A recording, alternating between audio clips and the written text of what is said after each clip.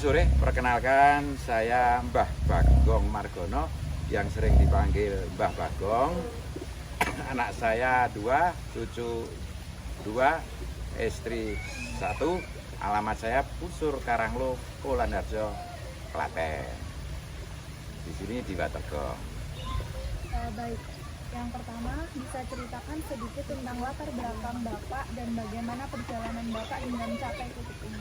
Oke, anak-anakku semua, apa yang Anda tanyakan adalah tentang Watergong. Watergong ini adalah sungai yang dulunya kotor dan banyak sekali sampah. Kebetulan di depan rumah saya seorang kontraktor, selalu melihat itu setiap hari.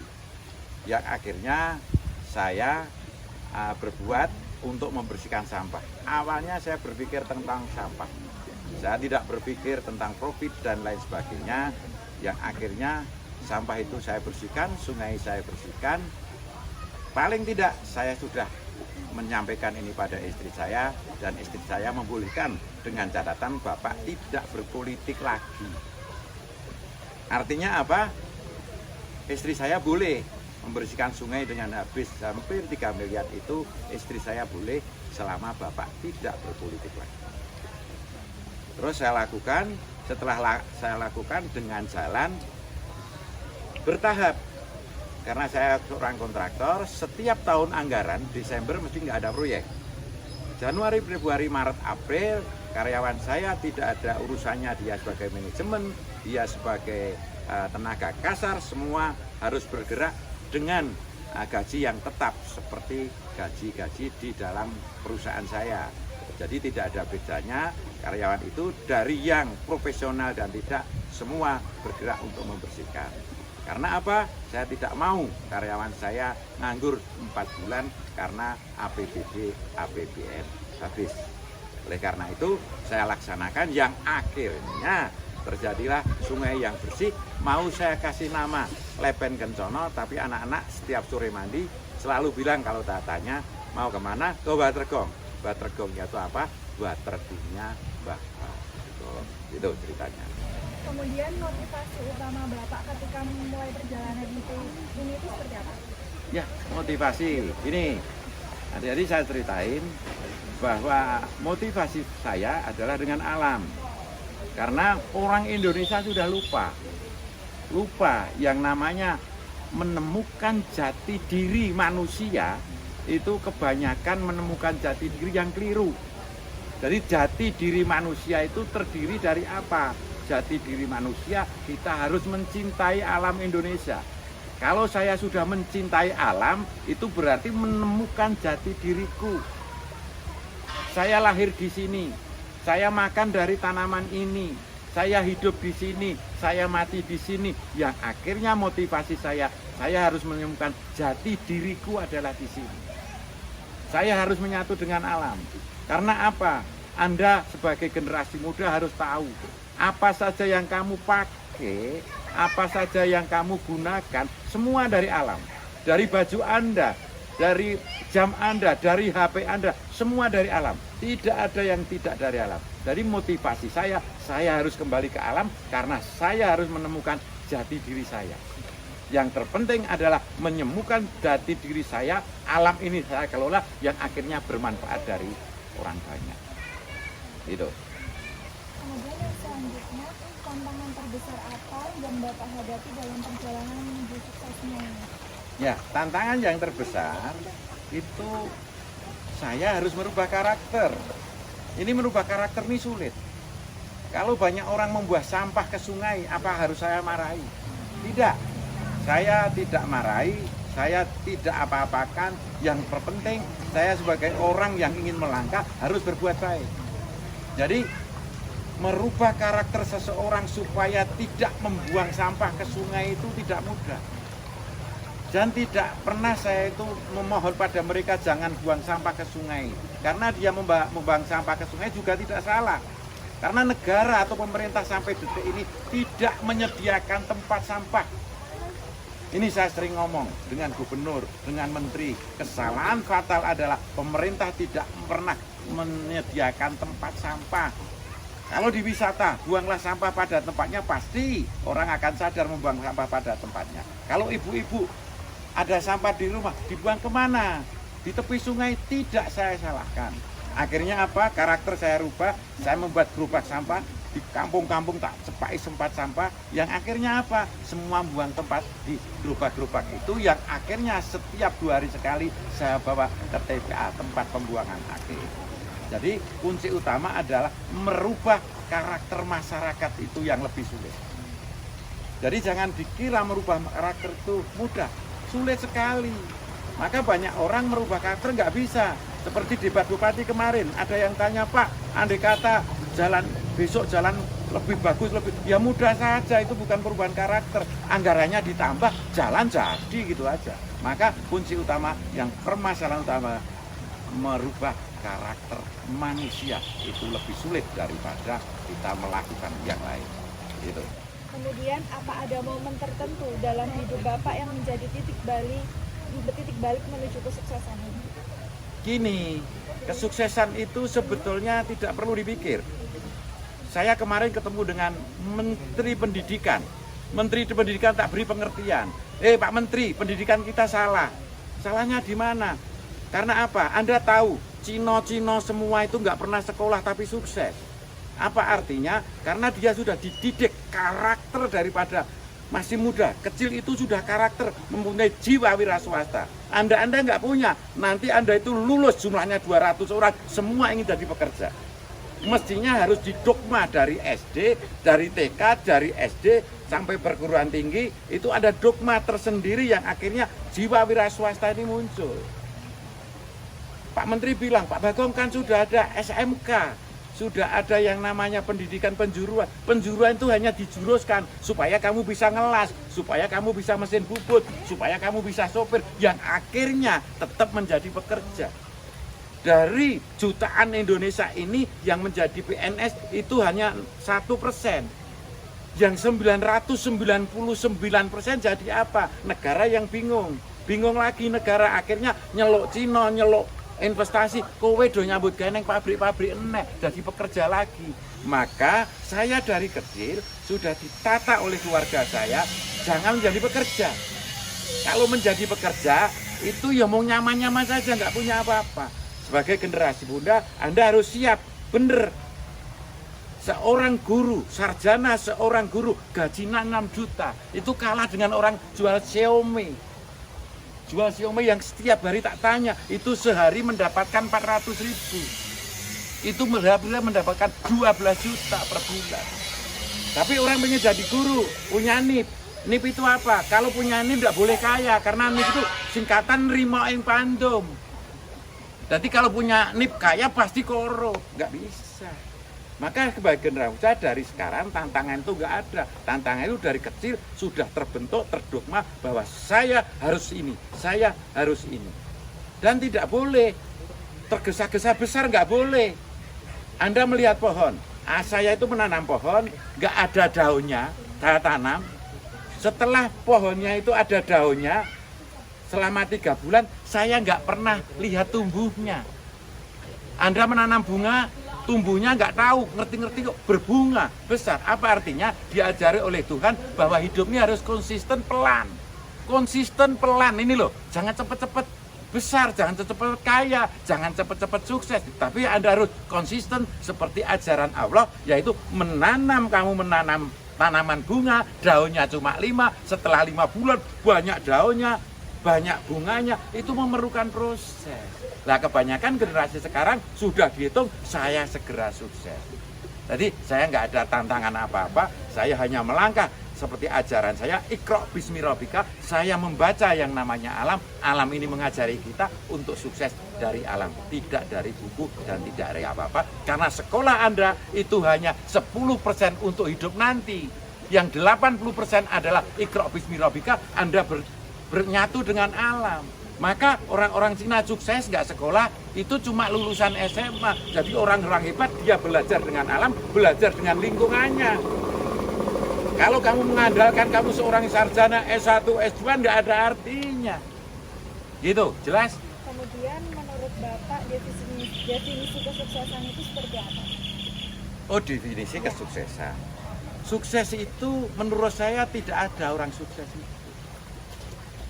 Karena rutinitas, karena kita melakukan sesuatu dengan rutinitas seperti yang diajarkan oleh Tuhan lewat pohon itu tadi, saya tidak merasa sukses.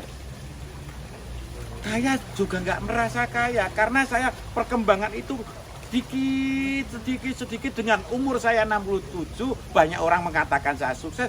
Saya antara dulu belum punya mobil, sekarang sudah punya mobil, hidup itu sama. Maka sukses itu tidak ada. Sukses itu ada di hati nurani Anda, bisa enggak menerima nompo kehidupanmu. Misalnya, tetangga saya punya uang yang namanya 1 triliun. Kemarin itu 1 triliun. Ya, 1 triliun, saya mempunyai rumah yang isinya sampah 1 kamar.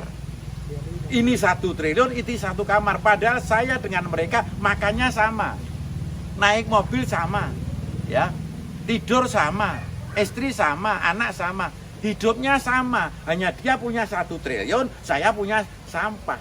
Hanya orang lain bilang dia sukses, saya tidak. Padahal kesuksesan itu bagi saya tidak ada. Sukses itu hanya kita bisa menerima enggak dengan kehidupan itu. Kalau kita sudah menerima dengan kehidupan itu, pasti kita sukses. Tapi kalau adanya kurang, itu akhirnya orang tidak pernah sukses. Saya sukses. Saya tuh pernah membayangkan, saya beli mobil 1,5 miliar.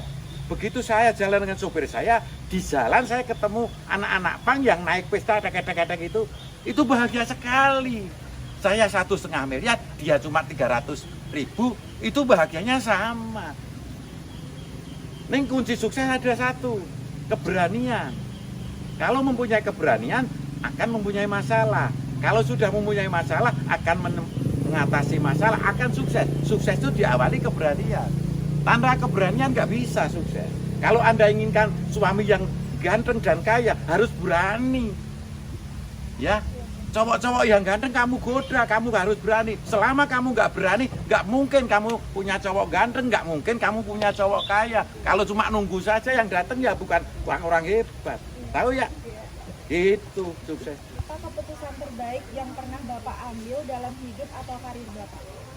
Putusan terbaik dalam Bapak ambil dalam karir Bapak dalam membangun Watergom. Oh, khususnya membangun Watergom. Putusan terbaik. Ya.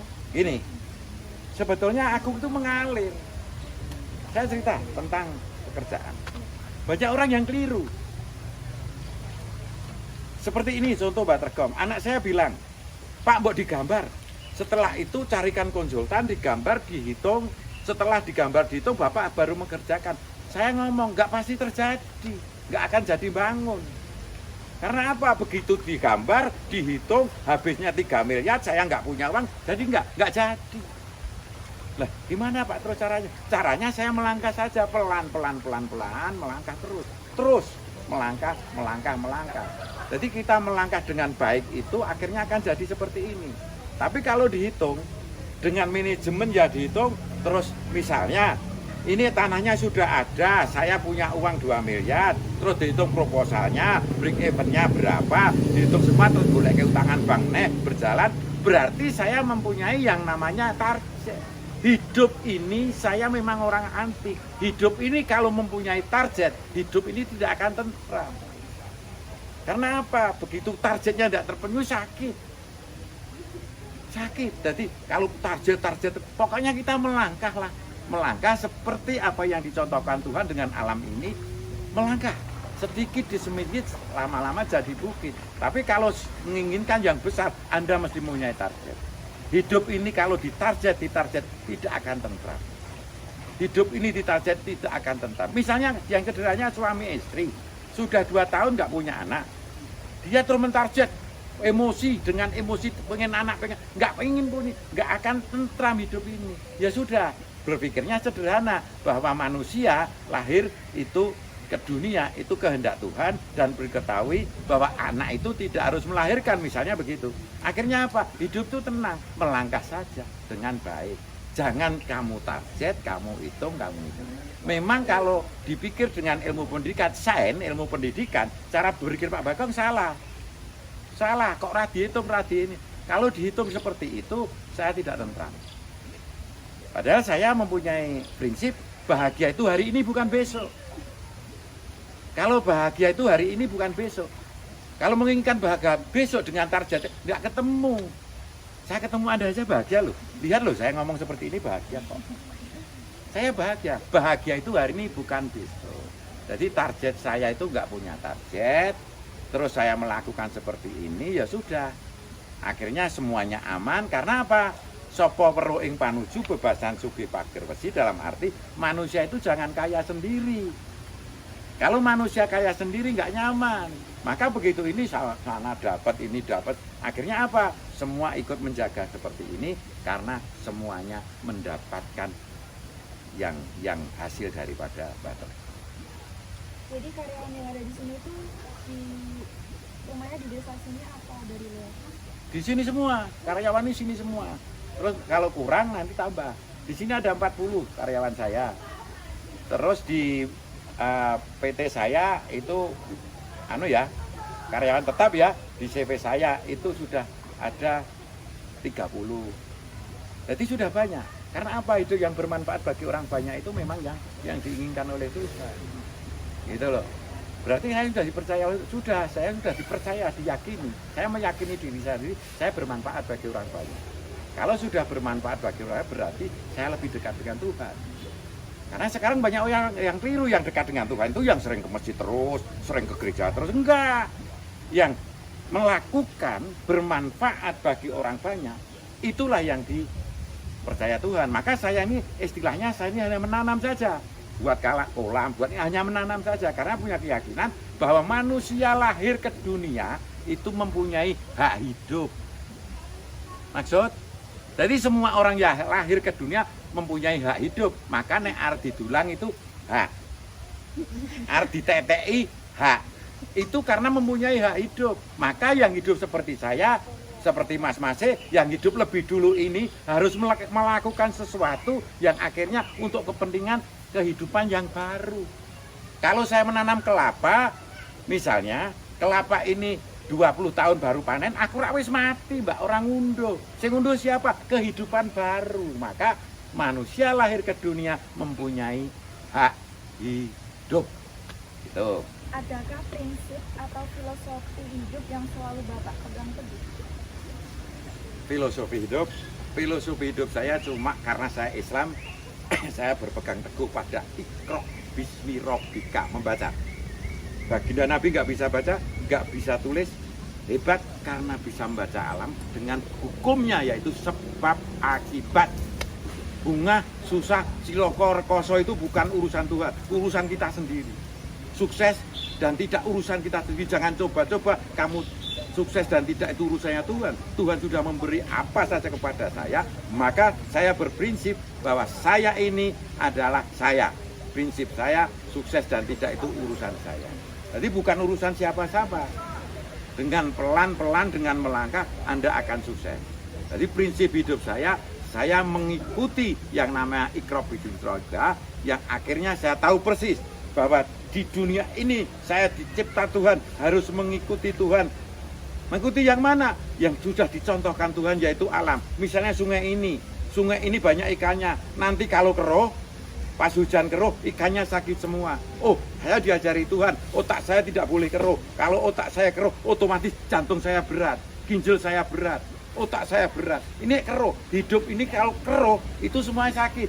Saya membawa batu seberat misalnya 50 kilo, kepala saya nggak apa-apa. Tapi kalau keruh, ini jantung nggak kuat, liver nggak kuat, ginjal nggak kuat, lambung nggak kuat. Maka prinsip saya, manusia jangan mudah keruh. Bahasa keren sekarang, jangan mudah baper.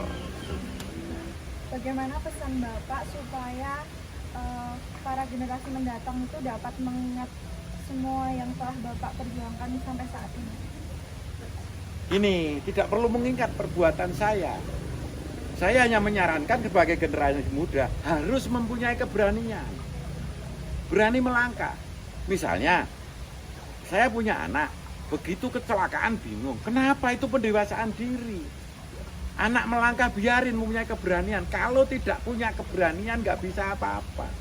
Waktu saya nyalon bupati tidak jadi, waktu reuni semua saya ngelolok semua, Bagong nyalon bupati radadi kok nyalon bupati. Begitu semua ngomong itu, saya lebih hebat dengan Anda. Aku yang nyalon radadi, apalagi kamu yang tidak nyalon gitu. Maksudnya berani melangkah. Karena begitu berani melangkah, terus punya masalah. Jadi jangan keliru loh, orang tuh mau menikah, tanya sama orang-orang, menikah sebetulnya mencari masalah. Yang biasanya kita main, ngerokok di kafe, nggak apa-apa, begitu punya istri, punya masalah, suruh pulang, suruh gini, itu punya masalah. Lah, punya masalah itu akhirnya akan pinter. Oh, berarti hidup seperti ini ya, hidup seperti ini akhirnya punya anak, punya rumah, punya ini. Tapi kalau tidak melangkah, tidak menikah, nggak punya masalah, santai saja. Tapi perlu diketahui, hidupnya nyaman. Begitu nyaman, dia tidak akan sukses. Di Injil dan di Al-Quran disebutkan bahwa kalau Anda ingin kaya, Anda harus menikah. Kemudian, apa kebiasaan harian atau rutinitas yang Bapak rasa sangat berkontribusi pada kesuksesan Bapak ini? Kebiasaan harian atau rutinitas yang Bapak rasa sangat berkontribusi pada kesuksesan Bapak saat ini? Kebiasaan saya adalah melakukan sesuatu. Saya tiap pagi bangun, tidak pernah otak saya berpikir arep ngopo, itu tidak ada. Jadi saya pagi bangun itu sudah mempunyai langkah. Jadi begitu bangun pagi sudah mempunyai langkah. Terus melangkah apa? Saya ke sini, saya punya karyawan, saya bersatu dengan karyawan. Dengan masang ini, masang, ikut bergerak. Bahkan saya harus lebih pinter, karena saya pemimpin. Pemimpin itu harus seperti pinter dan pernah melakukan. Begitu melakukan, memberi contoh itu juga bisa, mengatur juga bisa. Lah sekarang banyak pemimpin tidak pernah melakukan tapi mimpin. Jadi pemimpin itu harus melakukan, setelah bisa melakukan baru memberi arahan. Lah kebanyakan tidak memberi arahan dan tidak melakukan. Melakukan saja nggak bener. Misalnya saya pinter renang. Kalau saya ngomong dengan orang-orang renang itu begini, tapi saya pinter renang. Lah sekarang tuh ngomongin tok. Orang tuh bisa ngomong tapi tidak bisa melakukan karena tidak pergi. Apa pesan atau nasihat singkat untuk seseorang yang sedang berjuang mencapai mimpinya hingga sukses? Itu tadi yang saya sampaikan, pesan saya harus mempunyai keberanian. Jangan bangga Anda menjadi sarjana. Ya. Pesan saya, berani melangkah. Kalau ingin cowok ganteng, ya berani melangkah. Nah, kalau ingin sukses, ya berani melangkah. Karena dengan melangkah akan muncul yang namanya masalah. Kalau sudah punya masalah, akan mengatasi masalah. Setelah mengatasi masalah, akan muncul masalah baru lagi. Terus, hidup itu selalu melangkah. Jadi jangan coba-coba. Karena orang Jawa itu biasanya mempunyai angan-angan. Mempunyai mimpi tapi tidak pernah melangkah. Apa artinya? Sama dengan orang gila. Anda pengen ke Klaten, ke tempat Pak Bagong, tapi tidak naik mobil. Diajak temen nggak mau. Diajak ini, cita-citamu ke tempat Pak Bagong, sampai gini nggak pernah sampai. Maka orang kuncinya harus berani melangkah. Setelah melangkah itu punya masalah. Kalau sudah punya masalah baru, akhirnya banyak masalah. Hidup ini harus banyak masalah. Kalau nyaman-nyaman saja, mbak udah pengen kecelakaan mudah kok. Kamu nggak bisa naik sepeda motor, nggak pernah pergi, tidur di rumah nggak kecelakaan. Gitu loh. Atau pengen nyaman nggak dimarahi bapak ibu, ya nggak pacaran lah, cukup di rumah saja, nggak punya pacar cukup. Tapi gimana kalau nggak punya pacar? Gimana kalau nggak punya gini? Kan repot. Harus punya keberanian. Dengan mempunyai dengan trip-trip yang jelas, dengan fase-fase yang jelas. Misalnya begini, loh, saya sudah umurnya sudah 20 tahun. Saya harus punya pacar. Oh, saya harus kerja, harus gini kan gitu. Jadi pesan saya, generasi muda harus mempunyai keberanian dan mandiri. Paling tidak setelah lulus, Anda ini nanti sudah tidak minta makan dari orang tua, itu sudah cukup. Makan saja loh, baju masih minta loh misalnya. Tapi kadang-kadang malu. Jangan malu. Apa yang saya katakan bahwa berani melangkah berbeda dengan lain. Hidup itu harus berbeda dengan yang lain. Nek mong podo. Seperti ini saya dikatakan orang gila awal-awal ya nggak masalah. Baginda Nabi pun diajak seperti orang gila. Harus beda dengan yang lain. Nek mong sama, mong nyaman-nyaman saja ya sudah. Itu ya. Nyaman-nyaman saja ya sudah. Harus mempunyai keberanian supaya Anda menjadi sukses. Sukses yang sebenarnya adalah pada dirimu sendiri. Oke, saya pesan pada anak-anak muda sekarang bahwa jati diri bangsa Indonesia sudah mulai hilang. Diawali dari yang namanya jati diri itu. Bangsa Indonesia jati dirinya adalah gotong royong. Gotong royong. Tidak ada beda agama, tidak ada beda suku. Dulu ada pembangunan gereja yang Islam bantu. Dulu ada pembangunan masjid yang Nasrani bantu. Tapi perlu diketahui, itu gotong royong. Sekarang saya mendoakan orang Nasrani saja salah. Ini sudah rusak. Yang namanya bangsa sudah merusak karena budaya sudah akan hilang. Budaya gotong royong hilang berarti jati diri bangsa akan hilang. Dengan jati diri bangsa yang hilang ini nanti hancurlah bangsa Indonesia. Maka bersatulah, ya, bersatulah. Jangan membeda-bedakan suku dan agama. Anda harus bergotong royong bersama-sama demi bangsa dan negara. Terima kasih.